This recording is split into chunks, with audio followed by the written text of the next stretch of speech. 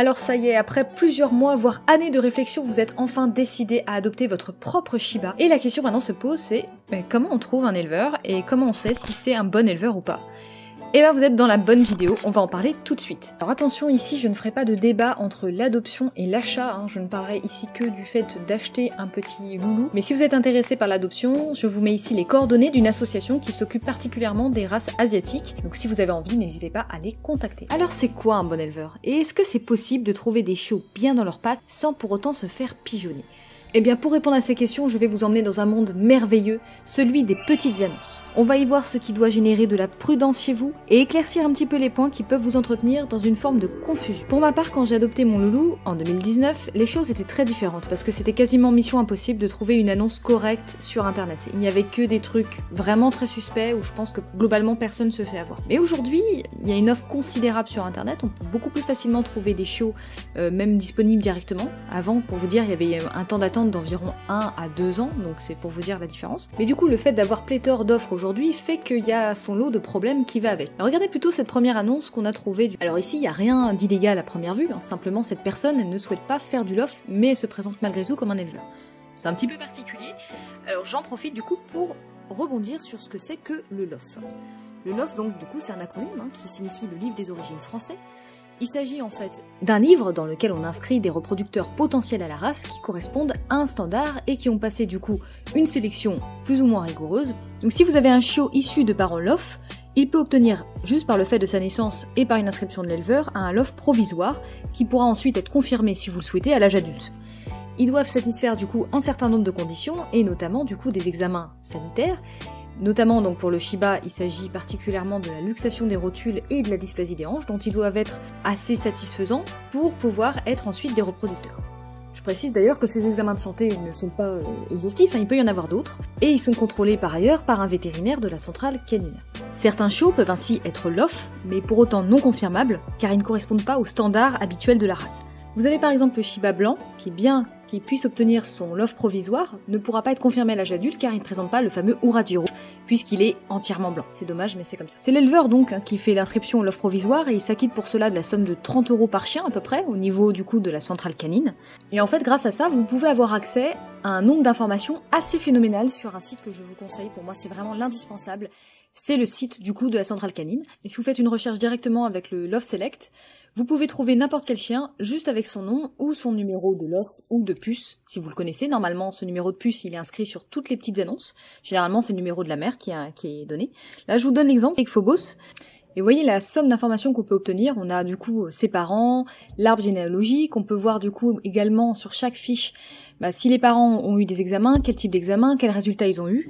On a également accès à la consanguinité éventuelle du chien, etc., etc. Donc vous voyez que c'est quand même assez précieux comme outil. Alors évidemment, cette personne elle a raison quand elle dit que le LOF, ça ne vous garantit pas que le chien sera bien dans ses pattes, que l'éleveur est de qualité, ça y a pas de souci là-dessus, on est d'accord.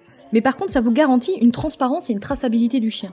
Ça empêche que n'importe qui fasse des mariages à la va-vite, vous vende ça comme des Shiba, et finalement que vous vous retrouviez avec un chien éventuellement qui aura des problèmes parce qu'il est consanguin ou parce qu'il a X maladie. À l'heure d'internet, et vu le peu de scrupules qu'ont certains pour se faire du pognon, moi je trouve que c'est pas rien comme garantie. Alors évidemment, ça ne vous dispense pas d'aller visiter les élevages et d'aller rencontrer les éleveurs, mais disons que c'est un pas supplémentaire pour quelque chose qui va vous assurer une fiabilité. Après, si vous ne souhaitez pas avoir un chien de race, y a pas de problème, vous pouvez vous tourner vers du non-LOF. Mais j'ai un problème avec cette annonce à partir du moment où elle dénonce un argument marketing, mais qu'elle présente elle-même dans l'intitulé de son annonce qu'il s'agit de chiens Shiba. Ah non, là il faut être clair, il faut dire ce sont des chiens croisés. Type Shiba si on veut, apparence Shiba, mais des chiens croisés pour autant. Pour moi, l'argument marketing, il est surtout là. Et il y en a d'autres qui vont jouer un petit peu sur cet argument de dire qu'ils vont faire du Shiba alors que ce seront des chiens non-LOF.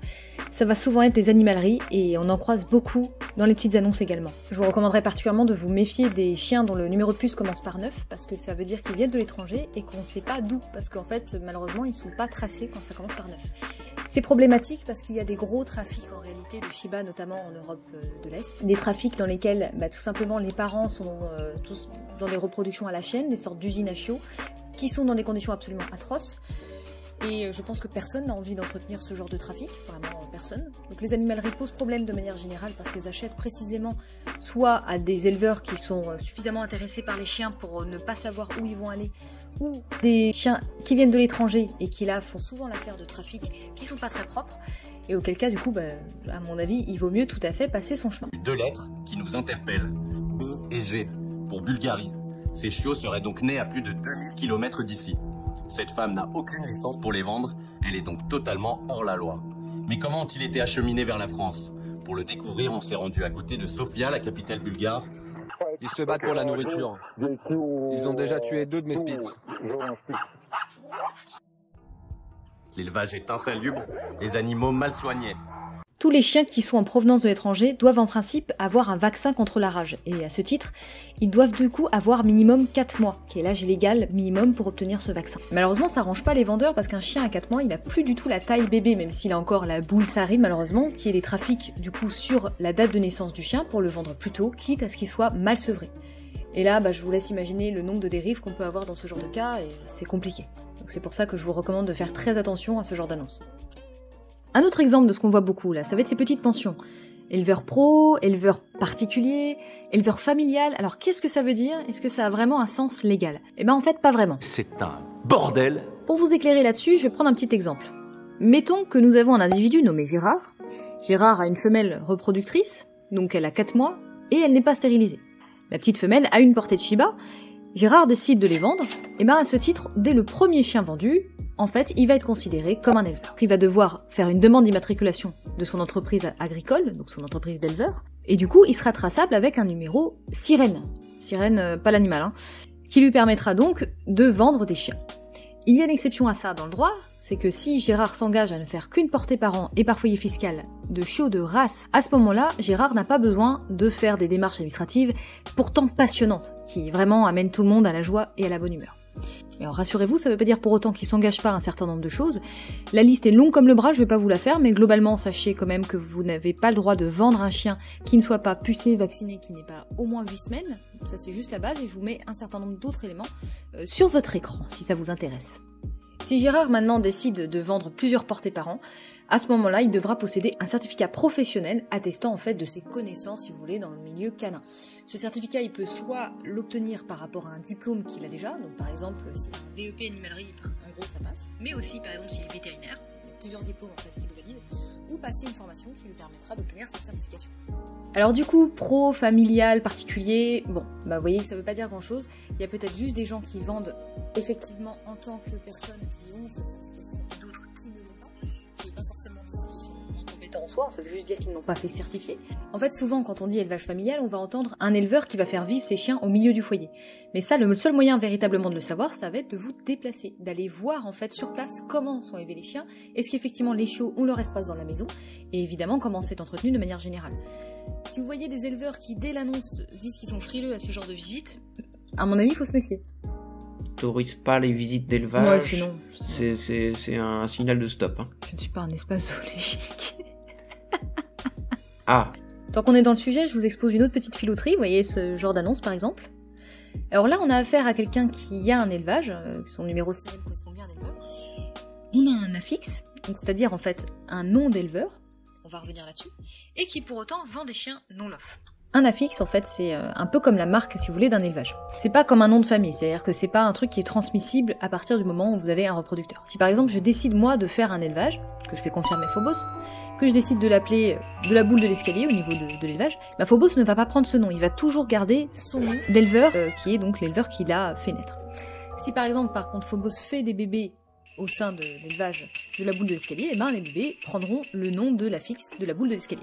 Alors pourquoi donner un affixe et pourquoi entreprendre encore des démarches un petit peu pénibles pour obtenir ce genre de choses? Eh bien si vous voulez, c'est un peu une garantie morale de l'éleveur envers la centrale canine, et il s'engage auprès d'elle à faire des chiens de qualité, à avoir des reproducteurs sains, et à produire effectivement que des chiens de race. Donc des chiens qui pourront être inscrits au LOF. Yeah, je suis dans mon jacuzzi, t'es dans ta jalousie, jalousie. Maintenant, si un éleveur choisit de vendre ses chiens avec ce numéro de sirène, avec cet affixe-là, mais que les chiens sont non LOF, il ne risque pas de sanction légale. En fait, il risque simplement une sanction auprès de l'association avec laquelle il a fait un engagement. Si effectivement il y a fraude et qu'il est certifié que l'éleveur ne respecte pas les conditions qui lui permettent de porter l'affixe, en principe, il est censé ne plus pouvoir produire sous le nom de cet affixe. C'est une sanction qui est somme toute assez légère, et pour le coup, comme je vois beaucoup d'annonces qui me semblent vraiment pas en règle, je me demande si c'est vraiment appliqué. Donc je vous invite simplement à être prudent là-dessus, et à vous demander surtout pourquoi, en fait, au sein d'un élevage, il y a des chiens LOF et des chiens non LOF. Ça me paraît un petit peu bizarre, et je pense qu'il faut pas hésiter à vous poser des questions sur les éleveurs qui vous proposent ce genre de chien. Est-ce qu'il y a eu, par exemple, des portées sauvages, qui du coup témoignent du fait que peut-être l'éleveur est débordé et n'est pas en mesure de s'occuper de ses chiens, en tout cas à la juste mesure qu'il demande? Bon, voilà, c'est à vous de vous poser ce genre de questions, à mon avis, et à faire attention du coup à ce que vous achetez. Parce que du coup, un affixe n'est pas forcément significatif et n'est pas forcément, encore une fois, garant de la bonne qualité de l'animal. Alors un autre point évident à surveiller, ça va être le prix. Évidemment, un Shiba bas au niveau du prix, ça peut être attractif, mais comme on l'a vu, généralement il va être non-lof et il va avoir les certains problèmes dont on a déjà parlé auparavant. Donc le prix attendu moyen d'un Shiba, ça va être autour de 1800, 2000, voire un peu plus, 2300, 2400 €. On est en 2022, donc c'est une valeur qui peut tout à fait évoluer en fonction de quand vous écoutez cette vidéo. Quoi qu'il en soit, là par exemple, on avait une annonce avec un Shiba à 3000 €, et ça m'avait un peu interpellée. Shiba de 3000 € déjà, le prix. 3000 €, c'est osé. Et en fait, en fouillant... Et d'aller voir en cash, on sait jamais. Comment on fait? Reviens en arrière. Sur la petite flèche, tu as en cash. Ah. Oh. Alors descends, je veux Bien juste voir joué. si le type de qu'est-ce qu'il propose comme type de chien. Voilà, c'est ce que je voulais voir. Intéressant. Shiba, le Shih Tzu et le Siberian Husky. Donc 6 races de chiens à l'époque. Et puis... C'est-à-dire qu'ils travaillent peut-être aussi avec des animaleries, mais pas disponible. Oh, c'est dommage. Oh, là Ah, là. mais en fait, on a l'impression qu'ils ont fermé pas le truc, leur page Facebook, leur page. On s'est rendu compte que c'était un élevage qui avait eu des problèmes avec des associations, qui avaient été notamment épinglées pour mauvais traitement.